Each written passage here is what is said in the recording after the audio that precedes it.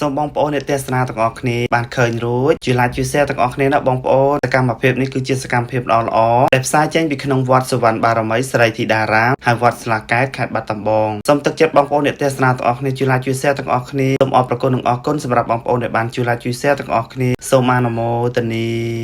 ខ្ញុំបករណាសូមក្រាបនមស្ការនិងថ្វាយបង្គំករណាគុណម្ចាស់គ្រប់ព្រះអង្គនិងជម្រាបសួរពុទ្ធបរិស័ទបងប្អូនអ្នកទេសនាទាំងអស់គ្នានេះជាសកម្មភាពនៃការប្រឡងឆុំមេលើកទី1របស់សាមណសិស្សនៅក្នុងសាលាពុទ្ធកៈបឋមសិក្សាវត្តស្លាកែតក្រុងខេត្តបាត់ដំបងថ្ងៃនេះគឺត្រូវនៅថ្ងៃទី3ខែ10ឆ្នាំ2025បងប្អូនអ្នកទេសនាទាំងអស់គ្នាថ្ងៃនេះគឺជាថ្ងៃដល់ពេលកំណត់នៃការប្រឡងឆុំមាសរបស់សាមណសិស្សនៅក្នុងសាលាពុទ្ធកៈបឋមសិក្សាវត្តស្លាកែតខេត្តបាត់ដំបងប្រឡងរយៈពេលចំនួន3ថ្ងៃចាប់ពីថ្ងៃទី3ទី4និងទី5កម្មភាពល្អៗទាំងនេះសូមពុទ្ធបរិស័ទជួយចែករំលែកការ share ទុកដើម្បីជាឯកសារមួយដើម្បីផ្សព្វផ្សាយដល់ពុទ្ធបរិស័ទទាំងក្នុងនិងក្រៅប្រទេសទាំងអស់គ្នាឲ្យឃើញរួចមានសេចក្តីជ្រះថ្លាថាការបដិបត្តិនិងការសារៀនសូត្រនេះគឺសំខាន់ណាស់សម្រាប់សាមណសិស្សជាអ្នកបួសហើយគឺត្រូវតែមានការបដិបត្តិត្រូវតែមានការសិក្សារៀនសូត្របងប្អូនបានឃើញនេះស្រាប់តែម្ដងការសិក្សារៀនសូត្រគឺមានសារៈសំខាន់ខ្លាំងណាស់សម្រាប់ព្រះសង្ឃមកគង់បួសនៈនៅសិក្សារៀនសូត្រក្នុងវត្តស្លាកែតខេត្តបាត់ដំបងដែលមានសាលាពុទ្ធកៈបើកបង្ហាត់បង្រៀនទទួលសាមណសិស្សគង់ស្នាក់នៅសិក្សារៀនសូត្រនេះតែម្ដងជាផងដែរការសិក្សារៀនសូត្ររបស់ព្រះសង្ឃចូលរៀនតាំងពីថ្ងៃទី5ខែ5ឆ្នាំ2025លើនេះប្រមាណជាចូលចិត្ត6ខែកន្លងផុតទៅហើយដែលត្រូវប្រឡងនឹងធ្វើតេស្តលើសមត្ថភាពលោកម្ចាស់ក្នុងការសិក្សារយៈពេលជិតកន្លះឆ្នាំកន្លងផុតទៅនេះបងប្អូនបានទស្សនានេះស្រាប់តែម្ដងជាការប្រឡងរបស់សាមណសិស្សថ្នាក់រៀនម៉ោងភាសាបាលីម៉ោងខ្លះក៏ប្រឡងភាសាខ្មែរសម្រាប់ពុទ្ធកៈបឋមសិក្សាវត្តស្លាកែតមានបើកបង្ហាត់បង្រៀនទទួលសាមណសិស្សមានចំនួន3ឆ្នាំឆ្នាំទី1ឆ្នាំទី2និងឆ្នាំទី3សម្រាប់ថ្នាក់ទី3ហ្នឹងគឺបានន័យថាឆ្នាំទី3នឹងអាចបញ្ចប់ថ្នាក់ទី3ពុទ្ធកៈបឋមនេះរូបម្ចាស់ត្រូវបន្តសិក្សារៀនសូត្រពុទ្ធកៈអនុវិទ្យាល័យនៅខាងលើទៀតផងដែរថាជាការសិក្សាប្រឡងឆុំមាសលើកទី1ហើយពីការប្រឡងបញ្ចប់ឆុំមាសលើកទី1នេះរូបសាមណសិស្សគ្រប់អង្គបានន័យថាថ្នាក់ដឹកនាំសង្ឃអនុញ្ញាតឲ្យសម្រាប់វាកងតូចរយៈពេល7ថ្ងៃចាប់ពីថ្ងៃ100នេះទៅថ្ងៃ100គឺត្រូវនៅថ្ងៃទី8ខែ10ឆ្នាំ2025នេះសាមណសិស្សនឹងត្រូវវិលត្រឡប់ចូលមកសិក្សារៀនសូត្រឡើងវិញត្រូវនៅថ្ងៃ800ថ្ងៃទី15ខែ10ឆ្នាំ2025នេះកំណត់តែម្ដងចូលសិក្សារៀនសូត្រជាធម្មតាឡើងវិញពីការសិក្សារៀនសូត្ររហូតទៅដល់ថ្ងៃកំណត់នៃការប្រឡងបញ្ចប់ឆុំមាសលើកទី2ពីការប្រឡងបញ្ចប់ឆុំមាសលើកទី2រួចសាមណសិស្សអាចវាកងធំសម្រាប់រយៈពេល2ខែកន្លះទៅ3ខែតែម្ដងក្រោយពីបន់ចូលឆ្នាំប្រពៃណីជាតិខ្មែររួចទើបសាមណសិស្សនឹងចូលសិក្សារៀនសូត្រជាធម្មតាឡើងវិញនៅឱកាសនេះខ្ញុំបករណាសូមប្រកេននិងជម្រាបជូនបងប្អូនតទៅនឹងកម្មវិធីបុណ្យកឋិនទានសាមគ្គីនៅក្នុងវត្តសុវណ្ណបារមីស្រីធីតារាមនៅវត្តស្លាកែតខេត្តបាត់ដំបង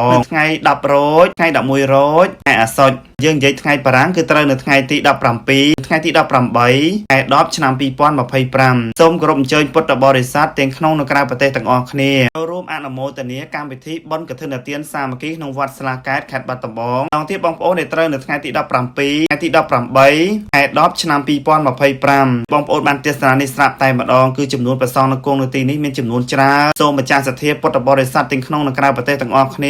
ាជួយដង្ហែស្បង់ស្បៃត្រៃជីវររួមទាំងបច្ច័យក្នុងការចូលរួមកម្មវិធីបុណ្យកឋិនទានសាមគ្គីក្នុងវត្តសុវណ្ណបារមីស្រីធីតារាមនៅវត្តស្លាកែតដែលស្ថិតនៅក្នុងភូមិដាំស្ពៃសង្កាត់ស្លាកែតក្រុងខេត្តបាត់ដំបងបានច្រើនកកណាស់បងប្អូនអរគុណសម្រាប់វីដេអូនេះបងប្អូនជួយ like ជួយ share បានគ្រប់គ្នាទាំងអស់គ្នារីករាយជ្រះថ្លាអនុមោទន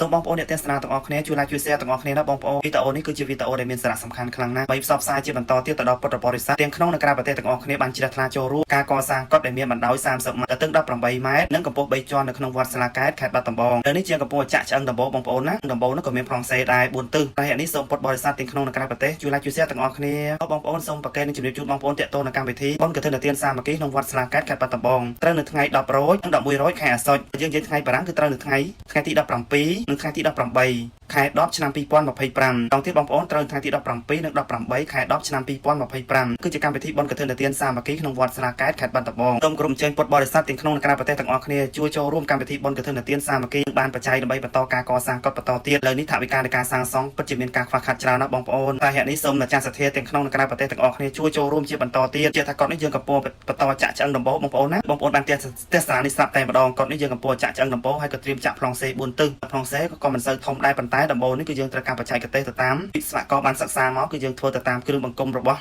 នេះតែម្ដងអាស្រ័យហេតុនេះសូមសទ្ធាពុទ្ធបរិស័ទទាំងក្នុងនិងក្រៅប្រទេសទាំងអស់គ្នាសូមជួយ like ជួយ share បានគ្រប់គ្នាណាបងប្អូនអាចចុច like អាចចុច share របស់បងប្អូនគឺមានសារៈសំខាន់ខ្លាំងណាស់ដើម្បីផ្សព្វផ្សាយជាបន្តទៀតឲ្យពុទ្ធបរិស័ទទាំងក្នុងនិងក្រៅប្រទេសទាំងអស់គ្នាបានឃើញចូលរួមដើម្បីការកសាងកុដិនេះទុកដល់សាមណសិស្សគ្រប់អង្គបង្គងបួសនៈនៅបន្តការសិក្សារៀនសូត្រនៅក្នុងសាលាពុទ្ធកៈបឋមទសាវត្តស្លាកែតក្រុងនៅខេត្តបាត់ដំបងនេះតែម្ដងព្រះសង្ឃគ្រប់អង្គគឺសុទ្ធតែនិមន្តមកពី25ខេត្តក្រុងមកសិក្សារៀនសូត្រនៅទីនេះថ្នាក់បណ្ដុះបណ្ដាលខាងផ្នែកអប់រំទាំងពុទ្ធចក្រទាំងអាណាចក្របីជួយដល់សង្គមជាតិយើងស្រេចហេតុនេះសូមបងប្អូនតាចូលរួមទាំងអស់គ្នាសូមអនុមោទនា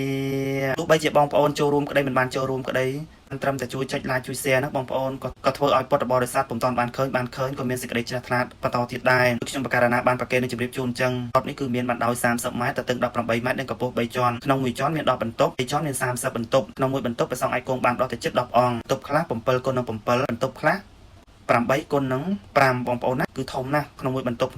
ជាថាកុដិនេះពុំតាន់មានទ្រង់អាដាមលោកជំទាវមានសទ្ធាធំណាស់ជាអ្នកចំហសាងសង់ដាច់មុខទេកើតឡើងដោយសប្បុរសជនពុទ្ធបរិស័ទទាំងក្នុងនិងក្រៅប្រទេសទាំងអស់គ្នាដែលជាម្ចាស់សទ្ធាសូមពុទ្ធបរិស័ទដែលបានឃើញក្នុងវីដេអូនេះតការចូលរួមជួយ like ជួយ share បានគ្រប់គ្នាជាថានេះយើងកំពុងចាក់ឆ្អឹងដំបូលបងប្អូនណាយើងពុំតាន់បានប្រក់ដំបូលទេតែយើងចាក់ក្រងឆ្អឹងនៃអាគារទាំងមូលតែម្ដងយើងមានលទ្ធភាពបន្តទៀតយើងនឹងចាប់ផ្ដើមរៀបបន្ទប់តែម្ដងគុណសម្រាប់បងប្អូនដែលបានជួយ like ជួយ share ទាំងអស់គ្នាជាម្ដងទៀតកម្មវិធីបុណ្យកឋិនទានសាមគ្គីក្នុងវត្តសាលាកែតខេត្តបាត់ដំបងដែលត្រូវនៅថ្ងៃ10រោចនិង11រោចខែអាសត់យើងនិយាយថ្ងៃបារាំងគឺត្រូវថ្ងៃទី17ថ្ងៃទី18ខែ10ឆ្នាំ2025គ្រប់និមន្តនឹងអញ្ជើញពុទ្ធបរិស័ទទាំងក្នុងនិងក្រៅប្រទេសទាំងអស់គ្នាចូលរួមដោយសេចក្តីជ្រះថ្លាកម្មវិធីបុណ្យកឋិនទានសាមគ្គីក្នុងវត្តសវណ្ណបារមីស្រីធីតារាវត្តសាលាកែតខេត្តបាត់ដំបងនេះតែម្ដងជាស្រ័យសម្រាប់ការវាយសម្លេងនេះបើមានការខុសឆ្គងត្រង់ប្រការមួយដែលកើតមានចុងក្រោយសូមប្រកេនបុណ្យជូនបុណ្យអនុមោទនា